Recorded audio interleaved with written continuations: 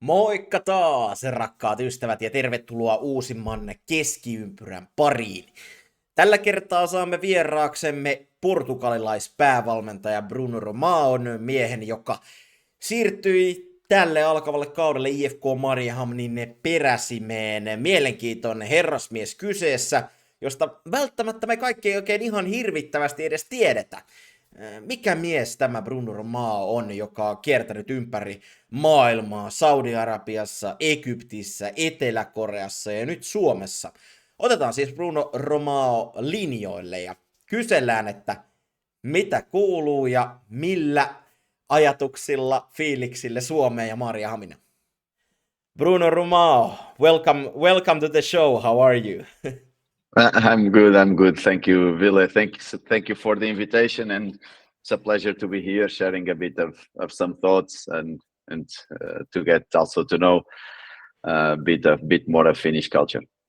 Yeah, it was so. I really wanted to have you here because, like, if we speak about Finland and Finnish football and Veikkausliiga, we usually see these same coaches in different clubs, but sometimes we get someone outside from the box, and so it's really nice to get to know you and talk about how your career has brought you here. So good to have you here.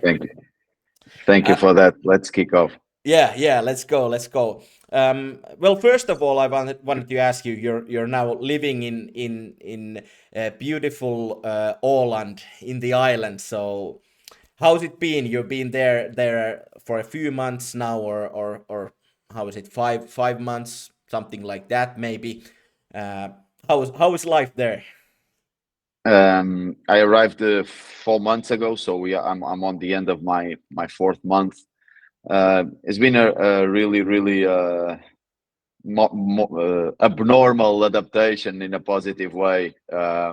Everyone is being really friendly to me and make me feel as welcomed as best welcomed as they could do. So adapting here and starting to live here was a really nice experience. It still is, and I believe it will be. It's a beautiful archipelago, and it's a nice place to be. Yeah, it sure is.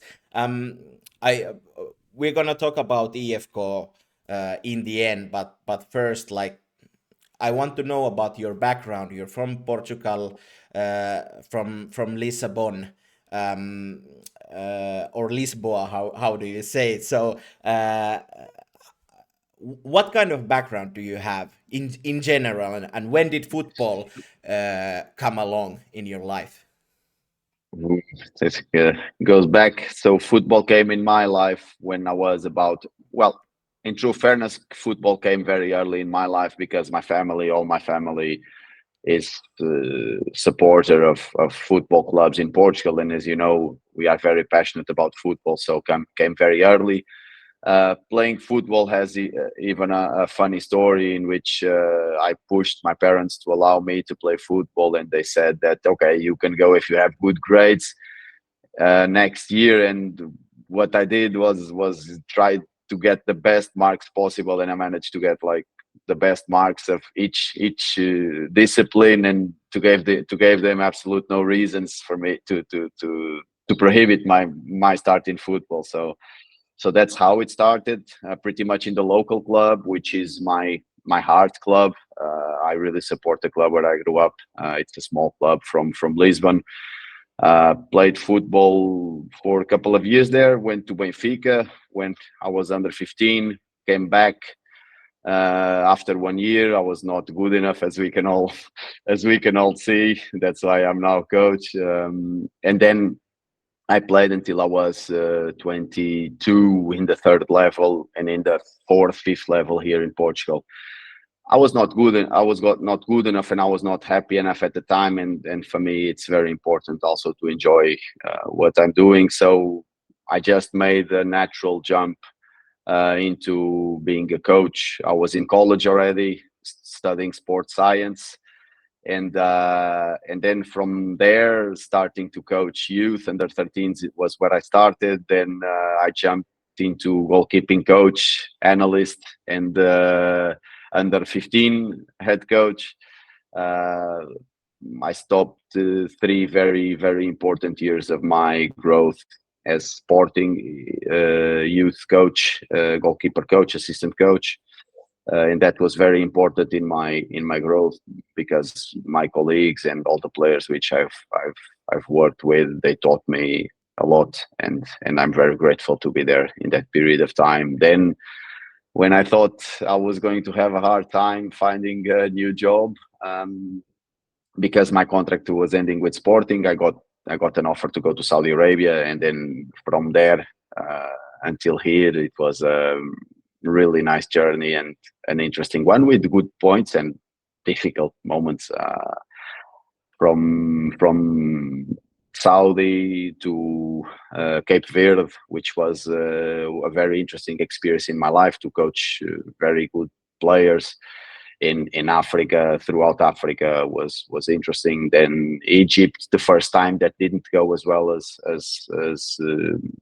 as we wanted, and at the time I was assistant coach. Then went back, did other stuff other than football, and also worked in football in a different way, and then went to Korea, which was probably also one of the best experiences in my sports life. A very different one, and it was really nice.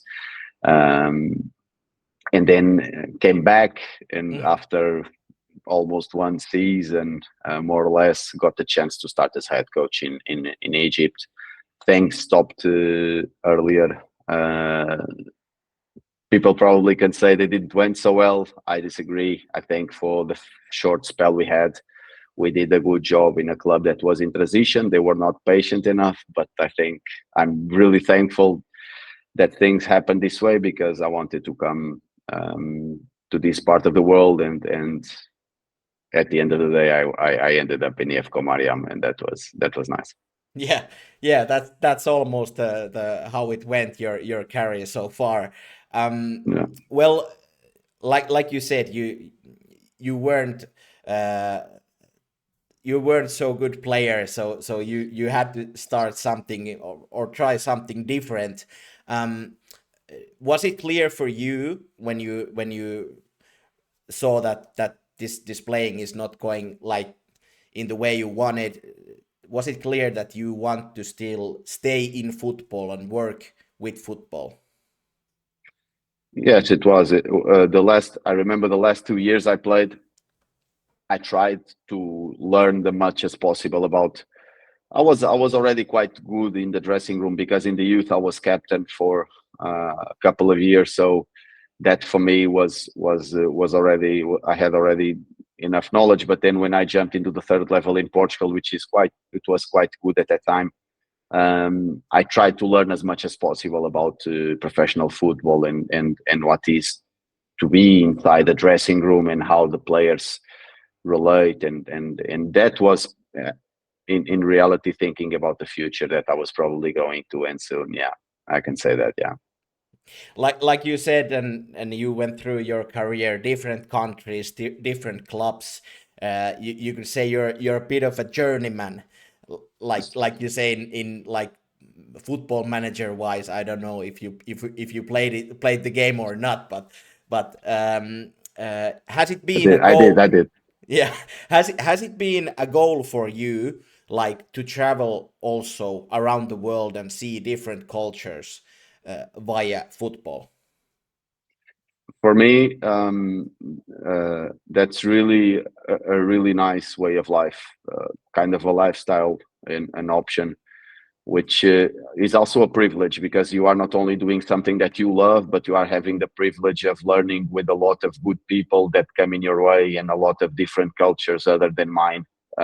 Maybe that comes from my background as Portuguese, and as we are quite open people that go and discover the world, it's pretty much that way. I grew up in a really small place, and I come from a hardworking family. We didn't have many possessions, let's say financial power, let's call it. I think we can call it this way. And pretty much knowing the world was quite important for me. And at the end of the day, my job allows me that, which is something that I also love. So Yeah, absolutely. I would say absolutely that. Yeah. I wanted to ask you about Saudi Arabia because, like you said, you were in Al Hilal, and as we know, right now in Saudi Arabia is a huge country. Like football wise, there's lots of money and players are coming in, and the football is developing there a lot. But how was it like back then? It's over 10 years ago now, so was it different back then if you compare it to now?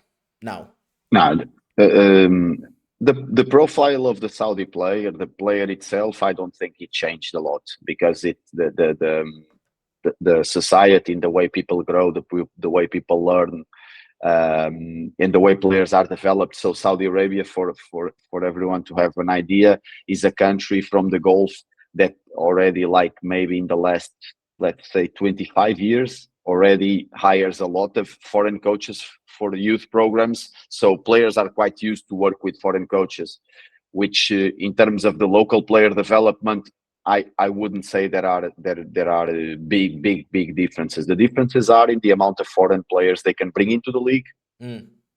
Probably some investment in infrastructure they did and they needed to do. And now, when recently I heard and I read that they were trying to do develop a kind of facility similar to Aspire in Qatar, which is an organization that supports not only sports studies, sports performance, all different kind of sports, and it has a deep connection with the professional sports in Qatari society. So I of course I don't know the changes in society back then. I know that some things are really rooted, but I see also some progress. I just hope for Saudi society that this progress is not only based on money and buying kind of the progress. I hope that this is sustainable and the society can progress, because people have good hearts there, and I had a good time there. So it's I hope for the best of the country, of course. Yeah. And also, like, you see in different countries, Saudi Arabia, Cape Verde, South Korea, Egypt. Did you ever had like a real cultural shock when you went to a different country, or in Finland now? No, in Finland, absolutely not. In Finland, absolutely not. It's. I think we don't going to other continents and spend some time in other countries allows us to understand that in Europe we are not as far from each other as we think, and I think we are more similar to each other than we think. I don't feel big differences, probably besides sometimes the weather, but even the weather we can manage somehow.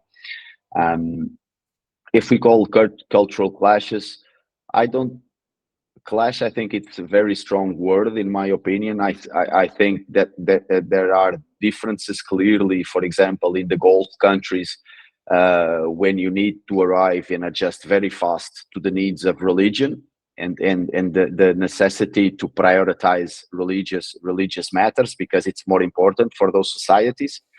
But I don't call it like it was not a big thing for me, because I did my background check, and those things were not as big. For example, one thing that was probably very different that I was used to was eating on the floor and eating with my hands. That was probably very different from what you are used to. But in that sense, I tried as much as possible not to be European and to be as Saudi as possible, and eat with my hands and feel how they do it. I think that's really important for you to respect the culture. You need to feel it, or else you are not really there. You are just there for a while and then you go. Yeah, and exactly. And if we think about football, it's like it's an international language, so it really doesn't matter where you are, the game is still the same. Yeah, absolutely. And funny enough, you start to learn the languages also from football. Of course, here in Finland, a bit different, because everyone speaks English, and of course, even you trying to learn Finnish or Swedish, but you manage to communicate somehow. But when you go to countries in which everyone speaks a different language, football also helps you to understand those differences in language wise is also nice. Yeah, but universal football is universal. Yeah, exactly. What draws your attention when applying a job? Like you've been in different countries. How do you end up there? Do you apply yourself? Are you like looking job applications from Korea or Egypt, or how does it go? How does it work? Normally, you see that the job is available, and of course my agent sees that the job is available, and he applies for the job. Then, of course, there needs to be an alignment of ideas and ways of working that needs to be there between me and the club. And normally, if the things are there, at the end they work. But normally it's how I apply to the job. Yeah. Well, how did you end up in Finland? I know that because I spoke with Jimi Vari at that point when he was like looking the applicants and interviewing different coaches. So how did it go from your perspective? It was fairly it was interesting and simple in some ways, because the job was available, and my agent spoke with me, and I said, yeah, I'm interested, you can apply for the job. And then time passed. I got a couple of opportunities that I didn't accept, and I just waited. And at a certain point in December, I just asked my agent, "Oh, can you please ask for feedback and see what's happening?" And then from there to an interview was probably 2 days, and from there to signing the contract was 4 days. So it was pretty fast after that. I think alignment was there. The stars were probably looking at us at that time. So I'm happy that things ended up as they did. What were the first things that caught your attention in IFK? What kind of things are you checking? Are you checking the facilities, how the club is like invested, and how the team is shaped, on what kind of contracts they have? What kind of things are you checking? First, in the case of IFK, was pretty much an alignment between the phase of the club, because the club was in a transition phase. The club wanted to shift the way the team played, wanted to develop the local players, and of course wants to remain in Veikkausliiga, but also that needs to be aligned with the way I see the game, and also the point of my career at the moment. It was important also because in this transition phase, we are trying to structure the club as much as possible with a really short but tight staff team, and I just to make a kind of a space. I couldn't be more grateful to have with me Daya, Philip, Sundman, and Anton, Mariette also, and of course our boss Jimi Vari, and plus the office guys. We are a small team in the first team, but we are a tight one. And we are trying also to get the club together as a unit. All of this was very important for me, not only, of course, to develop my career, but to be part of a project that had meaning for the place itself, but also to myself. That was important. And at the end of the day, I just want to be where people want me. So they IFK showed will to have me, and things aligned. What was the first impression of IFK and also Åland when you first came to Finland? It's cold. It was very cold. The first impressions were really positive. But traveling and coaching in different places, you start not to create a lot of expectations. You just go as it is, and I knew what needed to be done. Jimmy was very transparent about the situation, about the club, so there were no surprises to me. And at the end of the day, I found a club that really wanted to move forward. I found a place that really wants to support and connect with the club. So that was positive, and that was a bit above my expectations, to be absolutely honest. And that makes me happy to see people coming into the stadium. So now we just need to deliver results. It's what we need to deliver. Yeah. We've seen some Portuguese coaches here in Finland before you. Ricardo Duarte was here last year. He was few years here in Finland in AC Oulu last year. Did you speak with him before you came? No, honestly, no. I've spoke because I had other colleague that coached here in Ekenes in the Ikosliga in the season. So we coached in Ikosliga in 2022, if I'm not wrong. So I have a lot of information from him and also from other coaches that have already worked in Finland. So I don't know Ricardo personally, and I didn't manage to speak with him. Okay, all right.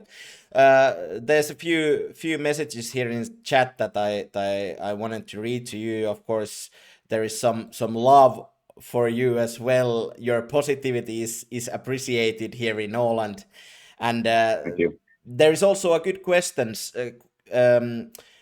like this. In Åland, the step between IFK second team and the first team is big, which is not optimal for young players that may not find correct level to play to develop. How do you see development environment for young players in Åland? It's funny enough, because I only had about that exact subject 4 conversations today. Yeah. So it's pretty much the 5th, but I'm really happy that people are aware of that. I see that as a competitive space, we need to develop IFK Mariehamn too, definitely, because we are lacking that middle step between the under 17s and the first team. And if we don't sort out that gap, will be more and more difficult in the future to make players ready to arrive at the first team. At the same time, there are some things that we need to provide in a more consistent way to players from Holland, and there are some things that we need to add into our youth program related to, for example, fitness training, systematic goalkeeper training. There are things that we need to step up, because I know that, and it's important that we have the pathway for pleasure in football, and that is something that is really important for me also. But at the same time, we need to open the opportunities for players that want to go into the elite football. And at the moment, we need to work on that pathway as soon as possible, because every year that we are late on that, every year that we lose opportunities to the players from Holland. And of course, we have around 420 players between boys and girls in the youth. For a place like ours is more than plenty, and we can get some talent out of it. But we need to provide always the right amount of training and the right amount of challenge, which is competition, the right competition for the right stage of development of the player. That for me is very important. And then it's like any flower in the garden. We put a bit of water, we work with it, and then we wait, we give time, and we give confidence, and we support, and we challenge when needs to be challenged. But player development for me, it's like anything in life. It's the good amount of work, but also the right amount of challenge to have growth. And that's what we are trying to do. We are doing at the moment here a good work with the school, with the Lyceum from Mariehamn. And trying as much as possible to articulate the school schedules to have young players in the first team sessions, and so on and so on. So there's a lot to do. It's challenging, but it's nice, and you get the reward when you bring 3 players like yesterday to the training session of the first team, and after the training session they are with a smile in their faces and they go home, and it's nice. It's just nice.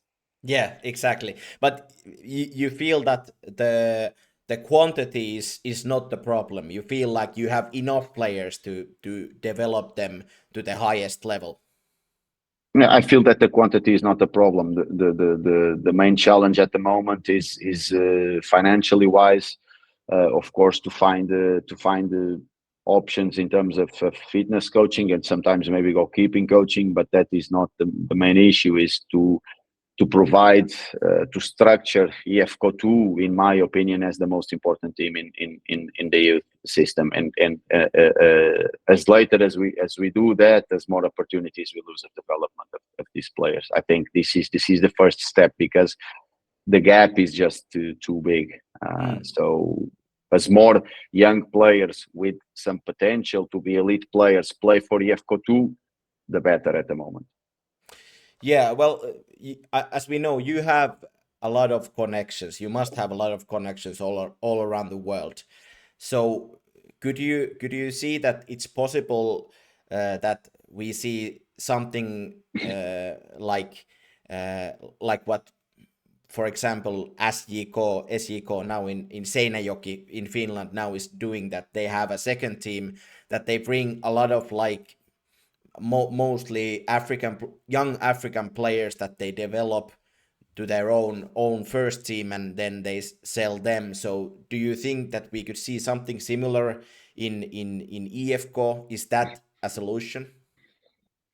I think that's not the only solution. I think the solution might be to recruit some young players from the mainland that can study and play here, and also help developing the local players, because if you develop the quality inside the local teams, of course, the environment will be more challenging. And if we manage to recruit those players and also give them game time for the IFK2 and playing for the first team, that I think is interesting. We have here a very good opportunity. I think developing something like SJK is a bit unrealistic at the moment here, but at the same time, we can be easily an academy living outdoors, because everything is so convenient, so close. The schools are close, the pitches are close.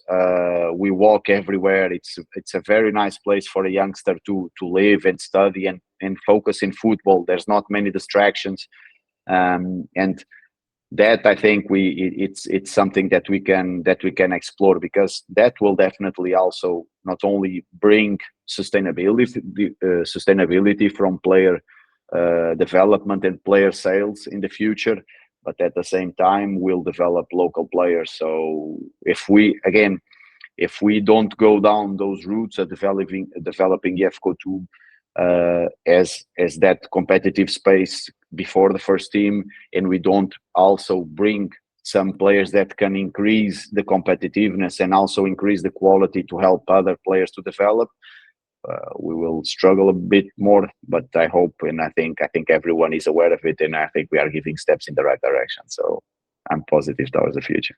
Yeah, and this topic is something that we could make an own episode about this one, but absolutely. Let's keep going. Of course, now the season has started. You played already a few rounds in Veikkausliiga, also in Suomen Cup, but I wanted to ask you about your preseason. How did it go from your perspective? Did you achieve those goals that you wanted? Was it like you planned it? The preseason, pretty much for a completely new team. We have here certain particularities. Let's say small squad, a lot of young players that are relaunching their careers, a lot of players that in the last 2-3 years didn't have enough minutes. And they are finding themselves inside the competition, and they of course wanted always to do the best and to put in the pitch the ideas that we are trying to work in the sessions, and the results were absolutely what we expected, and the performances were what we expected. Even, for example, the result that was during preseason, that was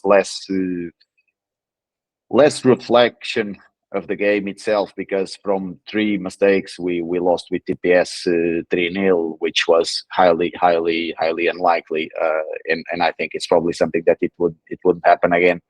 But that is also normal of a team that did 3 mistakes that were lack of maturity. So So again, at the end of the preseason, we were in the point that I think we should be. I was happy with the boys. I'm happy with what the boys are doing, and what's happening is part of the process. Yeah. Before the season started, I said that IFK Mariehamn this year is like a band of misfits. A lot of players that are coming to the same team that maybe they didn't have that good time in their previous clubs or didn't play that much, and now they have their second chance or third chance or whatever. So do you see it the same way, and what is it like to coach that kind of a team? No, I don't see it that way. Not at all. I see it. We chose the team with a specific care, and also taking into account our finances, of course. But we managed to gather here a group of good people, and the good people that are hardworking, that sometimes have a bad day, but that they want to work hard and they are passionate to work hard every day. And that for me is the most important thing. In the end of the day, we take what we do for the people and what the people give to us. I feel that we need time into the competition, and we need time in a daily basis to learn what it is to compete back again, because like you said, a lot of them didn't have enough minutes, and I said that also. But it's just part of how it is. We need to learn fast, definitely fast, because we don't want to have games again like Ilves. We will lose games for sure. We'll win, we'll draw, we'll lose games for sure, but we don't want to lose games in which we arrive a bit late into the game, and then we feel that if we didn't arrive so late, and then we were inside the game until the end. They were competing to draw and turn the result until the end, but we could do it in a different way, and that feeling went through all of us, and we learned from it. So it's pretty much the process is natural of a team like that. But no, I don't think they are misfits. They are good people. Now they are pretty. Some of them, they could be my sons, but and I take them all as my sons, and helping them, supporting them as much as I can with everything. Yeah, and I also want to say that by misfits I mean nothing like in a bad way. I know, I understand. Yeah, it's just like it's so interesting to see how this kind of group comes together, and what can you bring out of it, Mm-hmm. like the result. So that is the challenge, and that is also the biggest challenge for us as a football club, as a group, is to understand that no matter what, we need to stick up to our culture. We have a certain culture inside the dressing room and inside our team, and that is the culture we take from the start of the season until the end of the season. No matter what happens, we were born, we agreed with this culture, we follow this culture, we die with this culture. And I think they are doing a good job in the good moments, in the bad days, feeling that, because then it's a game of emotions. We are people of emotions, and we react in a different way to different stuff. We learn with each other, we speak with each other, and there are very, from all of these different people, there are very interesting communication standards between us all, which is interesting to feel in this environment. Yeah. Well, as we know, there is always pressure in football. Pressure from the media, from the fans, also from the executives, from the board of the club. So, what are the things that IFK board and Jimmy Vari, what are they expecting from you? What did they say when you hire you? What do they want? This season, in a bigger picture, I will divide it in two ways: the way I look into it and the way the club look into it. In a realistic way, the club wants to remain in Veikkausliiga. That is our main target for this season, and we need, and when we look into our opponents and the investments that are done, we can't realistically, as a club, to say another way. we need to develop local players. Like we spoke, there's another target that I really wanted. That is the club and also myself as a person. I really want the team and the football club to be connected with the community. That is very, very important for me. Sports-wise, in my opinion, I believe we can compete for every result. In our own way, with our own football, we can compete for every result, and we already proven that. Some games we will struggle more, some games we will be better, but we need to be competitive for every result until the end. That's it. Playing the best football as we can play, because that was also one of the reasons that I came. The club wanted to shift a bit the football philosophy, and somehow I think we are achieving that. Of course, not happy with that draw in the end with Coops. Those were 3 points that we could have, and that punished us a bit. Then, of course, what happened after with Oiko and Ilves is just part of the game. So we accept it, we move on, and we keep working hard. What kind of feedback are you getting from the community?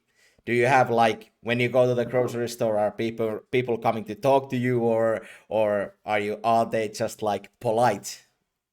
How would you say? People, when they approach me, they are normally very polite, and it's nice to feel that they're I listen to this a lot of time. There's a nice vibe in the community, and we feel a nice vibe.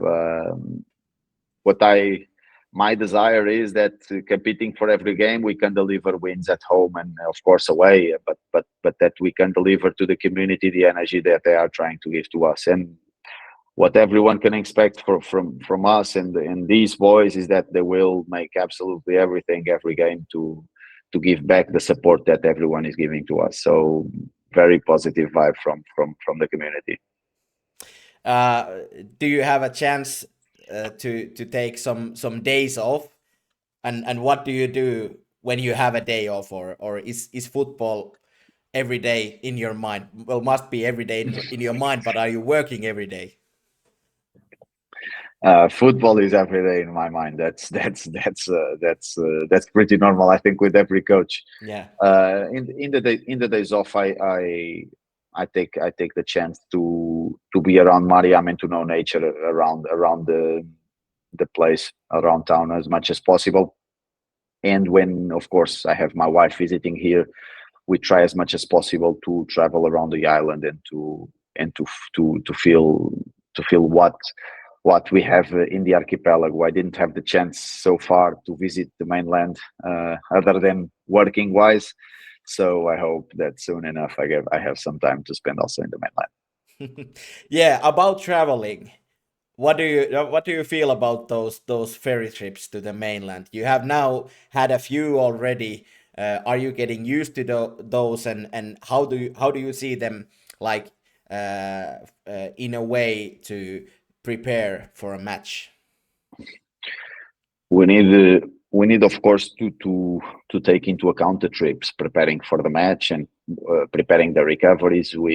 And Philip, our fitness coach, in this case, he does a great job preparing the players, recovering the players, and also making players aware what nutrition and rest needs to be made to recover as best as possible. The trips are pretty much like the weather. We can't do nothing about them. So I try, besides the recovery, not to think too much on them. We organize the schedules around them. So that is pretty normal.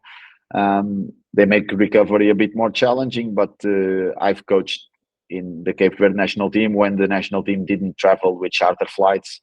So I'm pretty much used to travel in difficult conditions and to have the recovery sometimes affected by traveling. So that is not new. We can't take much time thinking on it or moan about it. We work in football, man. We work in the lovely business, a lovely industry, lovely sport. We are players. We are playing in Veikos League, a nice competition with nice competitors. So yeah, it's just how it is. We move on. Yeah, and as you know, I've been traveling to the island a lot and coming also again on this weekend. So it's pretty nice when you get to travel like in this business and do something you love, so you don't mind about it, right? You can travel as long as you bring good luck, because you were one draw with Coops and now one loss with Ilves. So we hope you bring the points also. Yeah, let's hope. Yeah, but it's yes. a privilege. It is. Yeah, it is totally. Also, one good question from the chat. What has been biggest surprise in Finnish football and Veikkausliiga compared to what you expected? You can see it in the videos, but that is something positive. I think coaching wise and of course the relationship between the teams and the coaches is nice, and that for me is very positive. And that I think that I'm proud of the coaches, but I'm also proud to be a part of the competition in which people behave this way. I really do. Then the ideas of the coaches are positive, and I think we are in the right direction in Veikkausliiga to promote the game. I think we really are, and it's a matter of time, which probably has to do a bit with the media and okay, hockey, ice hockey here is probably one of the biggest sports or the biggest sport. But as more attractive football we promote, more fans will bring, more kids will engage, and we will build the sport here. And I think we are in the right direction for that. So even though we could see it in the videos, I think coaches really try to promote good football and an offensive football. So that is really, really positive. Yeah, and in the start of the season, we have like over 3 goals average per game. So it's been really interesting for the viewers as well, and I think people have been like they have enjoyed watching it. I'm not sure if it's like for the coaches every time when you get a lot of penalties or whatever, but or when you don't get when you get or when you don't get. Exactly. Sometimes you don't get. I get the don't get part sometimes. Yes. No, I'm joking, and this is not criticism to the referees, because it's not how I like to be. But yeah, it's I think if we promote better football, even when the goals are not there, people feel that the ball is in the box. People feel that the players are trying to score, and I think this is really, really, really engaging. For example, yesterday probably a lot of the viewers and watched Champions League. If the match of Bayern Munich would finish the game 0-0, if the football that was played throughout all the game was the same as in the first 30 minutes, probably people would say, okay, 0-0, but wow, the ball was always on the box, because both teams were trying to be very vertical, really vertical. So that is of course important. Yeah, and football is entertainment for people, and there's a question about attendances. As we know, Mariehamn is a small place, Åland is a small place, and they have the lowest attendances in Veikkausliiga. So do you think that the main thing to get those attendances up in Mariehamn is to play entertaining football? Yeah, it's to play entertaining football, and of course win. we need to have results, because we need to change, to try and change as much as possible the face of the team, comparing with the previous seasons that were difficult. So of course playing good football engages, but at the same time we need to win points, and we need to be as competitive as possible at home and of course away. So I think both things are connected. Yeah, exactly. If I take you to an interview after the last game of Veikkausliiga this season, and you are happy at that point, what has to be the position in Veikkausliiga that IFK is in that you're happy in the end of the season? At the end of at the end of the season, we are happy if we achieved our targets, our main target again, which is to stay in Veikkausliiga. But at the same time, if we did what we committed to, which is to be competitive for the result in every game. If we played our football, if people can say, you know what, that guy came from Portugal, the club is shifting, you feel that the culture is shifting, you look to IFK and you see that clearly that there's a football culture there that is implemented and that means something to the football fans in Veikkausliiga, but also to people in Mariehamn, I will be happy. All right. Well, finally, usually every time when we speak with coaches or with players in football, there's always a question about future.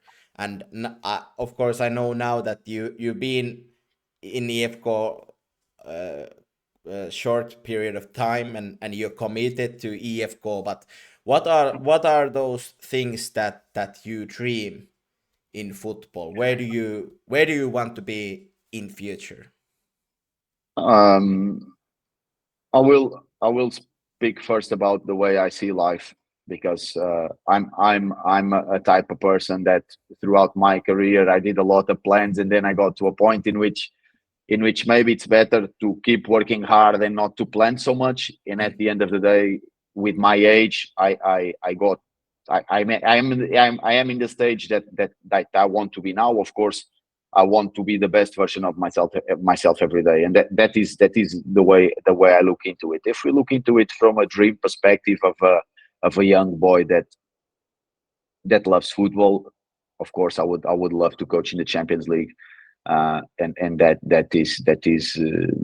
is my let's call it career goal. Which when you arrive there, the thing about goals is that when you achieve it, you just establish the next one. Yes, exactly. So that's kind of a dream, but I'm fully committed with IFK. I'm very focused on the present. I'm happy that like the questions that came today, people are aware of the job that we need to do. The only thing that I want to ask is that to our fans is to keep doing exactly what they are doing and to give us the energy that they are giving, which is really, really nice. Knowing that we will have good days, that we'll have bad days like the last Sunday, but we will need to keep moving on and doing the best as I can to compete for every game. Yeah, I like that answer very much, and I think that is the perfect way to end this episode. But I want to thank you so much because we tried to find a date for this, and we Sure. got it, and it was fun to get to know you better, and I'm excited about this weekend when I get to come to travel again by ferry to the beautiful Holland and commentate your game. It's truly is a pleasure. Thank you very much. I really appreciate your interest. I really appreciated all the questions. It's nice to feel that people are want to be engaged, and I hope I deliver what people expect from me in Veikkausliiga, and I hope to contribute to Finnish football as much as I can. And big thank you for it. It was a really nice conversation. Thank you for that. We see you on Sunday. See you Sunday. Thank you. See you. Bye. Kiitos. Iso kiitos vielä vierailusta Bruno Romaolle. Oli erittäin miellyttävä juttutuokio ja herrasmies on todellakin kyseessä. Hänen kanssaan olisi varmasti luistanut vielä vähän pidempäänkin, mutta ehkä joskus toisella kertaa sitten lisää. Joka tapauksessa tässä oli kaikki Keskiympyrästä tällä kertaa. Ensi viikolla sitten katsotaan vähän, että mitä Veikkausliigan tämän kauden ensimmäisen kuukauden aikana on oikeastaan tapahtunut. Ruoditaan sitä yhdessä Timi Lahden kanssa, mutta tässä kohtaa ei muuta kuin oikein paljon kiitoksia seurasta ja palataan ensi kerralla. Moi moi!